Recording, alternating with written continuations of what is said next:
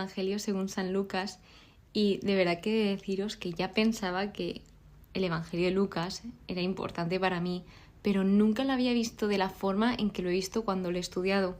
Y me ha apasionado porque es que se ve esa infinita misericordia que Dios tiene con todos y cada uno de nosotros y también la paciencia, porque es que menuda paciencia que esto, pues obviamente una persona humana no podría aguantar tanto, porque es que Dios, por mucho que nos rebelamos, Él espera, aguanta, da oportunidades, o sea, es que Él no se cansa de esperar, no se cansa de amar, diría yo, porque algo que también he visto que resalta este Evangelio, al igual que todos, es el amor por encima de la ley, el ayudar a los demás a pesar de que fuese ese día sagrado para ellos como era el sábado, de, hombre, a pesar de que sea sábado, si alguien necesita ayuda, ayúdale, o sea, hay que aprovechar cada oportunidad que tengamos para hacer el bien.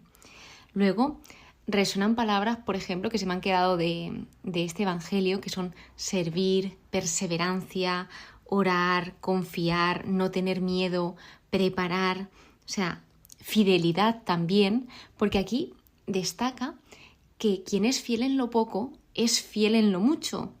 Y esto es muy significativo porque si en las cositas pequeñas somos fieles, seguramente en las cosas grandes lo seamos. Es difícil empezar siendo fiel en las cosas grandes, aunque hay veces que es mucho más difícil con las cosas pequeñas del día a día, pero pues con esfuerzo, constancia, perseverancia, todo pues se puede conseguir. Algo que me encanta de Lucas es que empieza dando testimonio de que él se ha formado, ha investigado para relatar todos los hechos que fueron sucediendo, porque Lucas intenta como ponerlo todo por orden y recoger la mayoría de información que se pudiese de los evangelios. Y esto me encanta porque también se nos hace un llamado a investigar, a indagar, a formarnos, a estudiar, para así, pues poco a poco, crecer y también tener conocimientos. Ese servicio con humildad, el creer, el confiar en la providencia, confiar en el plan que Dios tiene para todos y cada uno de nosotros. No hay nada imposible para Dios, que esto lo hemos visto sobre todo en el último capítulo, donde contaba lo que sucedió con el retiro de Emaús, en el caso de mi madre, que para mí fue todo un milagro. El hacer la voluntad de Dios, hemos visto ejemplos, hemos visto en primer lugar el ejemplo de María, que gracias al sí de una mujer, gracias al sí de María, la historia se ha dividido en antes de Cristo y después de Cristo. O sea, María confió completamente en Dios sin pensar en todo lo demás, porque si se hubiese puesto a pensar en todo lo demás, seguramente le hubiesen entrado miedos y hubiese dicho que no, porque era una situación muy, pero que muy compleja y totalmente de confiar, porque si no confiabas, fatal esto. Y luego Jesús también es todo un ejemplo de hacer la voluntad del Padre, porque aun estando a punto, en ese momento de la pasión, de ser crucificado, le estaba orando a su Padre, que ahí se ve la relación de Jesús con Dios, le estaba diciendo, Padre, si es posible, que pase de mí esta copa, pero no se haga mi voluntad sino la tuya. Es decir, si se tiene que hacer, que se haga. Y luego el cómo Jesús estudiaba, enseñaba, meditaba las escrituras, o sea, tenía esa relación tan cercana con Dios, o sea, siempre estaba en búsqueda de esa relación con su Padre y de transmitir el mensaje, transmitir esa buena noticia. Ella, María, me encanta porque dice que ella conservaba, meditaba todas las cosas en su corazón, en su interior, las guardaba aquí. Y vemos cómo María también conocía la palabra de Dios, porque con el nacimiento de Jesús y otros hechos que fueron sucediendo, se va observando cómo todo lo escrito en el Antiguo Testamento apunta hacia Jesús. Todo lo dicho en los profetas se está cumpliendo y Jesús algo que destaca es: todo esto ha sido hecho para que se cumpla. Es necesario que se cumpla, porque Dios es fiel y Dios si dice algo, lo cumple. El ser agradecido también es muy importante, que seamos agradecidos. Y sobre todo hay algo que me llamó la atención y es que tenemos que dar gracias absolutamente por todo. Incluso, o sea, nosotros que tenemos ese gran don de la fe, en el caso de que tú también tengas el don de la fe, es que es un don, es que es un regalo. No todo el mundo tiene fe. Y la fe es que yo no puedo ni describir lo que significa para mí. Para mí lo es todo, es que me da esperanza, me da alegría, me da pues ganas de vivir. O sea, para mí el creer en Dios, o sea, es lo mejor que me ha podido pasar en mi vida y el seguir a Jesús, aunque muchas veces es difícil y aunque haya veces que me pueda desviar del camino, o sea, es que es la mejor decisión de mi vida, sin duda, sin duda. Luego, pues hablando de estos dones, habla mucho de fructificar, de dar fruto, porque si se nos ha dado una serie de recursos, se nos ha dado para ponerlos en práctica.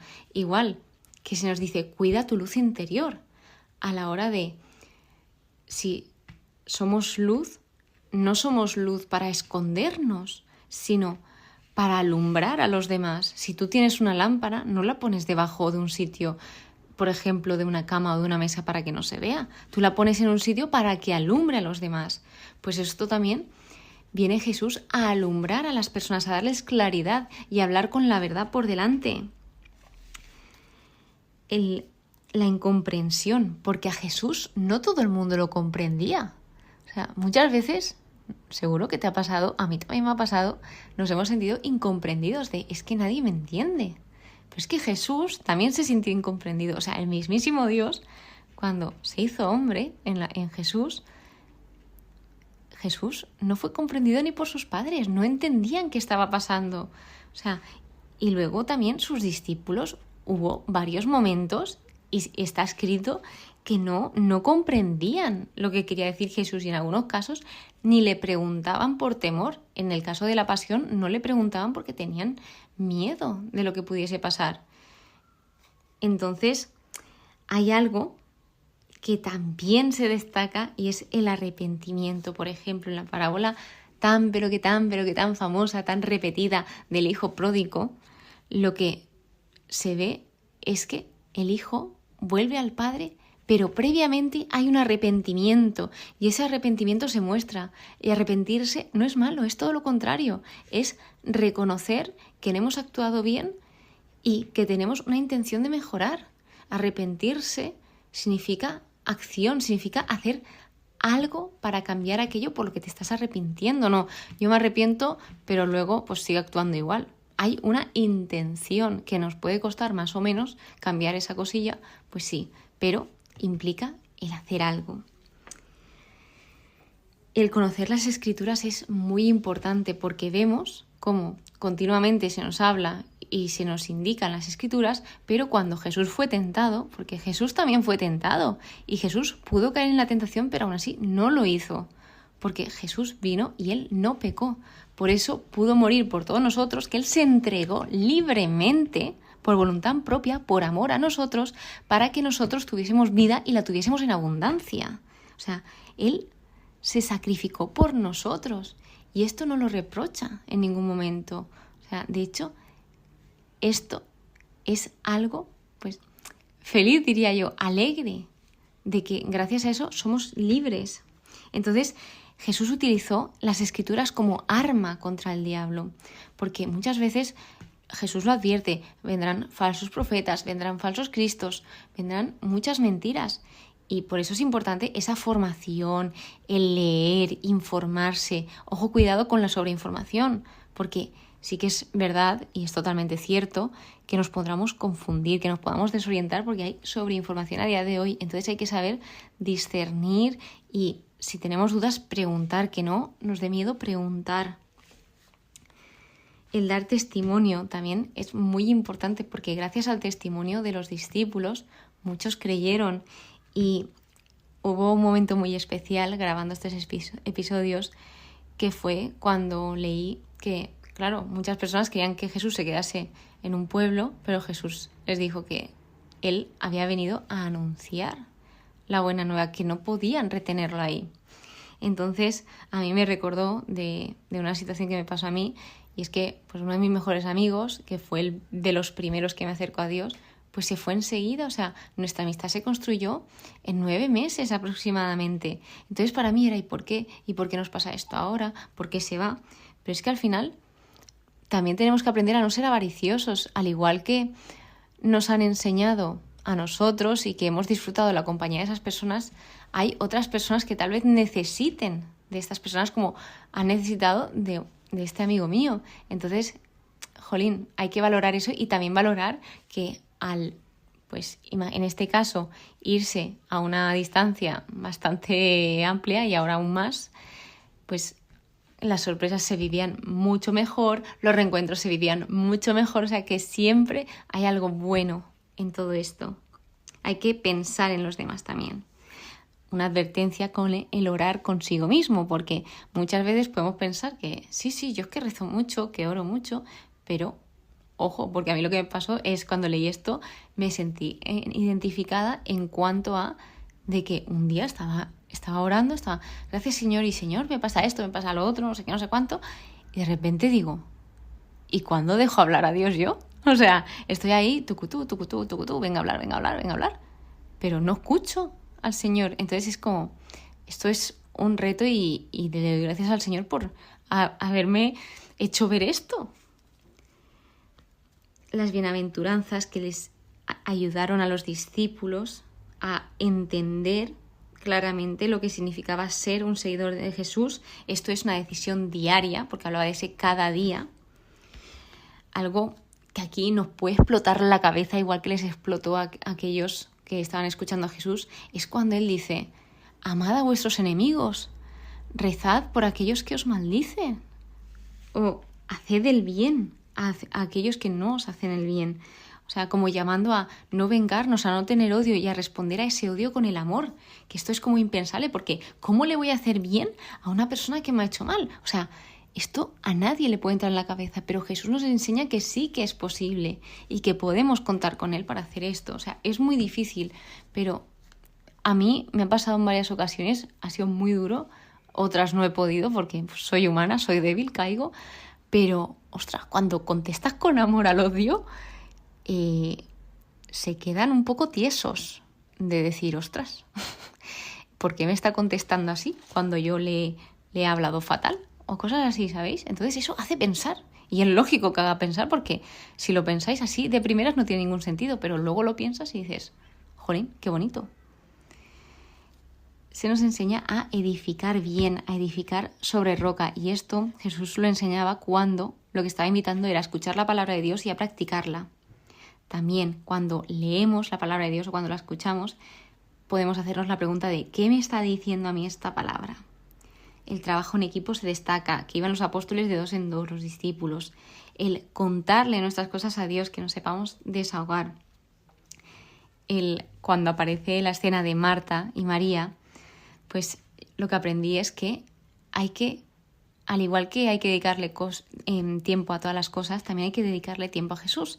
Y que cuando le dediquemos tiempo a Jesús, que intentemos estar centradas en Jesús como lo estaba María a los pies de Jesús. Porque Marta estaba haciendo 1000 cosas, Jesús estaba ahí y no le hacía caso. Y Marta estaba como medio enfadada porque María estaba sentada y no le ayudaba. Y Jesús como que le hizo ver que María estaba en lo importante, que era centrada en Jesús, poner ese foco en Jesús, que ojalá no nos distraigamos, que esto es difícil, sí, es difícil, pero pues poquito a poquito, todo se puede trabajar. El cuidar tanto el interior como el exterior. Es muy importante que sepamos también recibir con humildad la corrección, que nada es seguro, solo Dios, porque todo lo que hacemos aquí es temporal, y la eternidad es para siempre. Entonces, por lo que debemos de preocuparnos, que es lo que enseña Jesús, es por atesorarnos tesoros en la eternidad, no aquí. Guardaos de la hipocresía, de la avaricia. Luego aparece la parábola del rico y de Lázaro, que era un pobre, donde pues uno se va como al cielo y otro se va. No es el infierno, o sea, son otros términos totalmente diferentes, pero yo lo entendí así. O sea, uno se va como al cielo y otro al infierno. O sea, el rico al infierno por cómo trató al pobre en su vida y el pobre se fue al seno de Abraham. Entonces, pues aquí también se ve lo importante que es el tratar a los demás y tratarlos bien, sean quien sean. no podéis servir a Dios y al dinero, o sea, solo se puede servir a un Señor, porque al final, si se sirve a los dos, te decantarás por uno.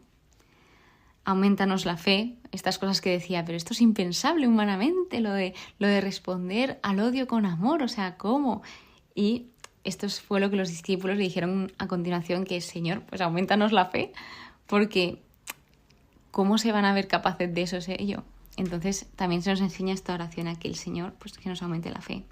Y una cosa que me encantó es que mientras estudiaba, una de las anotaciones que ponía en el estudio bíblico es que los mayores milagros de fe tienen que ver con la restauración de las relaciones.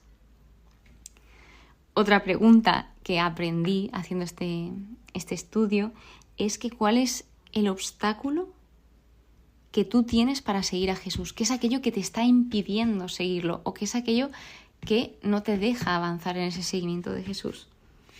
El dar con generosidad, como la viuda, que todas las personas que iban al templo estaban dando de lo que les sobraba y la viuda dio todo lo que tenía, que eran dos simples monedas, pero aún así ella dio con mucha más intención que los demás. Los demás era, pues me sobra esto, pues para el templo. Pero ella se vio ahí ese corazón tan grande y tan generoso que tuvo. Cuando Jesús les pregunta a sus discípulos, ¿os faltó algo? Cuando les envió. Y ellos le respondieron, nada. Pedro también se cae. Pedro, uno de los discípulos de Jesús, se cae en el momento en que niega a Jesús 3 veces, pero aún así no se había perdido, gracias a que Jesús oró por él y pues gracias a que él supo arrepentirse. El no lloréis por mí, llorad por vosotras, es que para mí esto, cuando lo escuché en uno de los viacrucis de mis primeras Semanas Santa como practicante, esto fue, o sea, lo sentí como diciendo, ostras, qué razón tiene. Luego, que el amor de Jesús nunca falla, porque el amor de Jesús venció a la muerte. Y por último, pues me encanta acabar en ese: ¿no ardía nuestro corazón en nuestro interior cuando nos hablaba en el camino y nos iba explicando las Escrituras? ¿Cuántas veces está Dios a nuestro lado? ¿Cuántas veces camina con nosotros y no lo sabemos ver? Y es eso de: ¿no ardía en nuestro interior nuestro corazón?